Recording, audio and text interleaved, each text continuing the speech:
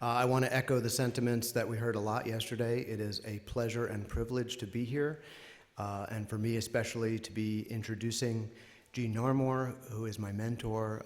It's a special moment. So in thinking about celebrating the analysis and cognition of basic melodic structures, the reason we're here, I thought of many, many years ago when I first read it before I went to graduate school. And one thing has been haunting me since I first set eyes on Gene's book, which is I really hate the title. It's not very catchy, doesn't roll off the tongue very well. And also, as I will argue here in the next couple minutes, I don't think it does itself justice, that the book is about a lot more than what the title lets on. So I thought what we do today is consider maybe finding a really good nickname for Gene's book. So I know what Gene would think of first, because he's going to think very logically. Let's go with the acronym, ACBMS. I also find this very problematic because it doesn't spell anything cute. You know, it doesn't say Brahms, for example.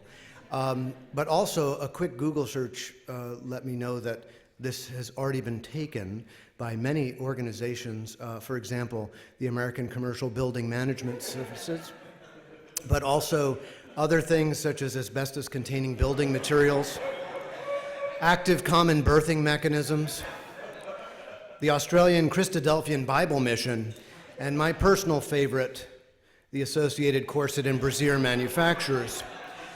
So I think this is enough evidence to suggest we need to go a different direction for a nickname. So another obvious choice is, I know when I go to SMPC conferences and I meet someone and I say, hey, I was a student of Eugene Narmour's, they say, oh, Eugene Narmour, he's the guy who wrote the Melody book.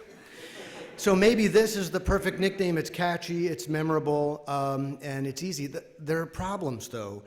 This nickname, I think, like Gene's original, leads to two common misinterpretations of ACBMS. Number one, that it is only one book. And number two, that it is just about melody. So I'd like to consider these two things really briefly. Number one, we cannot consider ACBMS an opus unto itself. Its partner in crime, the analysis and cognition of melodic complexity, although published later, was very much conceived of as part of the whole, and it is really part of one opus in the way that the operas of the Ring cycle belong together. So today I'd like to suggest that we're not celebrating one book, but rather two, and we might extend this to all of Gene's output, because there has been that constant strain throughout it that is just these two books represent. So we are celebrating more than just this one book, and we are celebrating more than just melody. Yes, ACBMS and ACMC are about melody, but Gene goes to great lengths in these books to talk about all of the musical parameters: harmony, duration, meter, texture, and so on.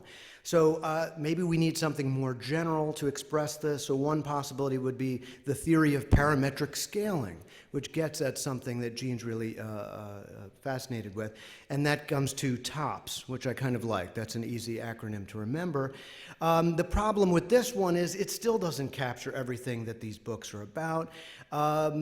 Gene also deals in these books with subjects like musical form, hierarchy, closure, style, and so on. So perhaps we need something grander, which would be appropriate for Gene's tome.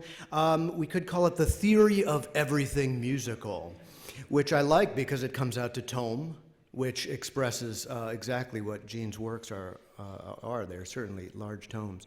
The problem with this, despite the grand title, The Theory of Everything Musical, it still doesn't capture everything that Gene has written about in these books and written about since.